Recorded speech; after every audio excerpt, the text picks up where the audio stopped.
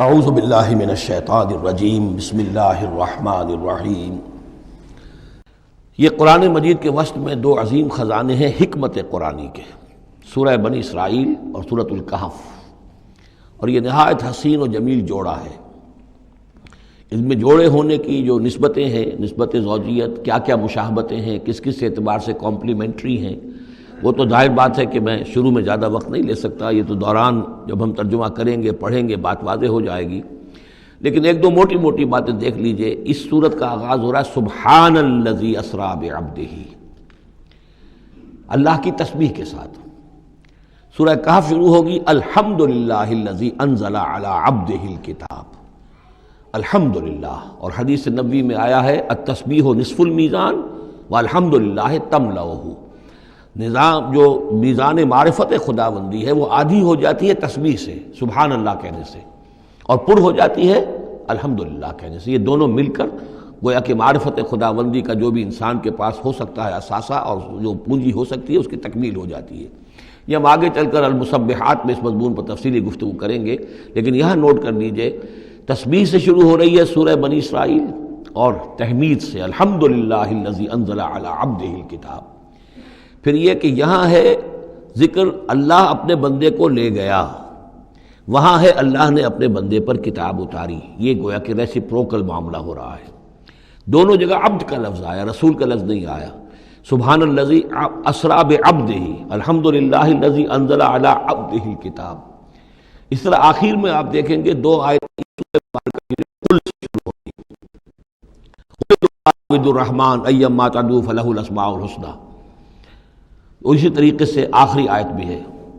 اور پھر اسی طریقے سے سورہ کہف کی بھی آخری دو آیتیں قل سے شروع ہوئی۔ چار قل ہیں، چار قل تو سورتوں کے ہیں، قل یا ایھا الکافرون اور قل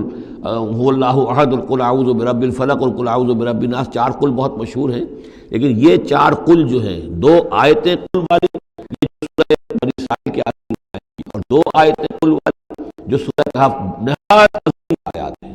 اور ان دونوں میں بھی وہی ریسیپروکل نسبت ہوگی طرف کہ میں نے اشارہ کیا ہے۔ ایک اور خاص بات یہ ہے ان صورتوں میں کہ یہ اس طریقے سے انٹرلاکڈ ہے، جیسے ریل گاڑی کے دو ڈبے ہوتے ہیں، ان کو جوڑا ہوا ہوتا ہے بیچ میں، انٹرلاکڈ ہوتے ہیں۔ یہ جو ہے وہ ختم ہوگی سورہ مبارکہ کبرہ تکبیرا، قل الحمدللہ الذی لم یتخذ ولدا، کہو کہ قل حمد، کل تعریف اللہ کے لیے ہے جس نے کسی کو اپنا بیٹا نہیں بنایا۔ یہ آخری آیت ہے، اور اس حکم پر گویا کہ تعمیل کرتے ہوئے اگلی صورت نازل ہو رہی ہے الحمدللہ الذی انزل علی عبدہ الکتاب ولم یجعل لہ عوجا۔ اس طریقے سے یہ دونوں جوڑے جو ہیں باہم انٹرلاکڈ بھی ہیں۔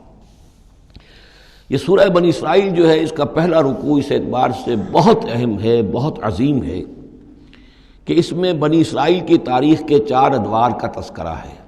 جو کہ حضور صلی اللہ علیہ وسلم کی بعثت تک گزر چکے تھے۔ 2000 برس کی تاریخ ان کی ہے جس کو کہ چار ادوار میں یہاں چار آیتوں میں سمو کر بیان کر دیا گیا۔ اس کا ہمارے لیے فائدہ کیا ہے کہ ایک حدیث نبوی میں آیا ہے لَيَأْتِيَنَّ عَلَىٰ أُمَّتِي مَا أَتَىٰ عَلَىٰ بَنِي إِسْرَائِيلَ حَزْوَ النَّعْلِ بِالنَّعْلِ، میری امت پر بھی وہ تمام حالات وارد ہو کر رہیں گے جو بنی اسرائیل پر وارد ہوئے، بالکل ایسے جیسے کہ ایک جوتی دوسری جوتی سے مشابہ ہوتی ہے۔ جوتیوں کا جوڑا زمین پر رکھا ہو تو آپ کو مختلف نظر آئیں گے، جوتیوں کے رخ جو ہیں وہ مختلف ہوں گے پنجوں کے حساب سے، لیکن اگر ان کے تلووں کو جوڑ دیں گے تو معلوم ہوگا کہ ان میں کوئی فرق نہیں ہے۔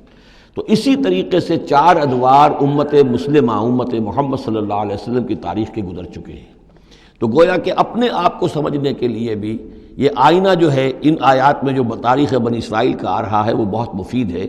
چنانچہ اس پر میں نے ایک مضمون لکھا تھا، وہ پھر پہلے تو اب چھپتا ہے چھوٹی شکل میں، وہ کتابچہ ہے تنظیم اسلامی کا تاریخی پس منظر، اور اس کے بعد ایک بڑی کتاب بھی اب آ چکی ہے سابقہ اور موجودہ مسلمان امتوں کا ماضی، حال اور مستقبل، اردو میں وہ کتاب بھی موجود ہے جو اس موضوع پر ہے۔ لیکن اس ضمن میں جو کچھ مجھ پر کھلا ہے وہ در حقیقت ان آیات کے حوالے سے اور اس حدیث کی کنجی سے، وہ حدیث جو ہے گویا کہ وہ ایک کنجی کی حیثیت رکھتی تھی جس سے کہ میں نے ان آیات میں جو خزانہ مضمر ہے علم کا اور معرفت کا اور معلومات کا، اس کو میں نے کھولا ہے اللہ کے فضل و کرم سے۔ اب جو ہے انگریزی میں بھی یہ کتابچہ جو ہے چھوٹا بھی موجود ہے، rise and fall of the Muslim امہ، اور دوسری طرف انگریزی میں اب دوسری کتاب کی بھی ترجمانی آ گئی ہے لیسنز فرام ہسٹری، اور وہ سب کے سب جیسا کہ میں نے عرض کیا یہاں سے ماخوذ ہے۔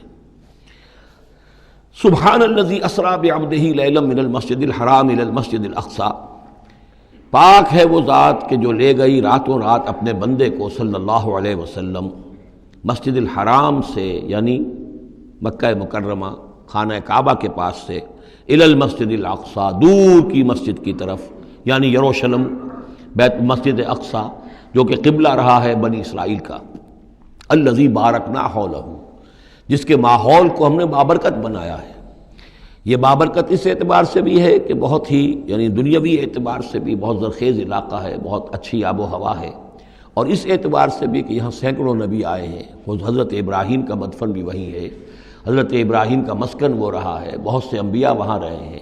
اور یہ جو مرکز رہا ہے یروشلم کا ہیکل سلیمانی، یہ نہ معلوم کتنے نیک لوگ جو ہے یہاں رہے ہیں اور یہاں پر عبادتیں ہوتی رہی ہیں، تو وہ پورا ماحول جو ہے روحانی اعتبار سے بھی مادی اعتبار سے بھی بڑا بابرکت ہے۔ یہ اشارہ ہو رہا ہے معراج کے سفر کی طرف، جس کے دو حصے ہیں، ایک حصہ زمینی اور حصہ پھر آسمان کی طرف۔ زمینی حصہ یہ ہے کہ مسجد حرام سے اور مسجد اقصی یروشلم تک حضور کو لے جایا گیا، اور اس کے بعد پھر وہاں سے جو ہے اسینٹ، جو اوپر اٹھنا جو ہے آسمانوں کی طرف کا سفر جو ہے وہ شروع ہوا ہے۔ قرآن مجید میں یہاں صرف اس پہلے حصے کا ذکر کیا ہے، اور اس کا خاص سبب کیا ہے؟ اس کا سبب یہ ہے کہ اب گویا کہ اعلان ہو رہا ہے کہ محمد الرسول اللہ صلی اللہ علیہ وسلم کو اللہ تعالیٰ ان دونوں دین کے جو توحید کے عظیم مراکز تھے ان کا متولی بنا رہا ہے، محمد کو اور ان کی امت کو صلی اللہ علیہ وسلم وعلی اصحابہ الصلاۃ والسلام۔ اس حوالے سے آپ کو وہاں لے جایا گیا، وہاں تمام انبیاء کرام ان کی ارواح وہاں جمع ہوئیں، جو بھی ان کو اللہ تعالیٰ نے اس کو جسد دیے ہوں گے، مثالی جسد دیے جن حقیقتوں کو ہم نہیں جان سکتے، یہ تمام جو ہے پھر متشابہات میں آ جائے گا۔ وہاں حضور نے ان کی امامت کی، پھر وہاں سے آسمان کی طرف آپ کے سفر کا جو ہے وہ عروج کا معراج کا سفر شروع ہوا ہے۔ اس کا ذکر قرآن مجید میں اس دوسرے حصے کا جو ہے وہ پھر سورۃ النجم میں آئے گا مختصر طور پر، یہاں صرف اس کے زمینی حصے کا ذکر ہے۔ سبحان الذی اسری بعبدہ لیلا من المسجد الحرام الی المسجد الاقصی الذی بارکنا حولہ لنریہ من آیاتنا،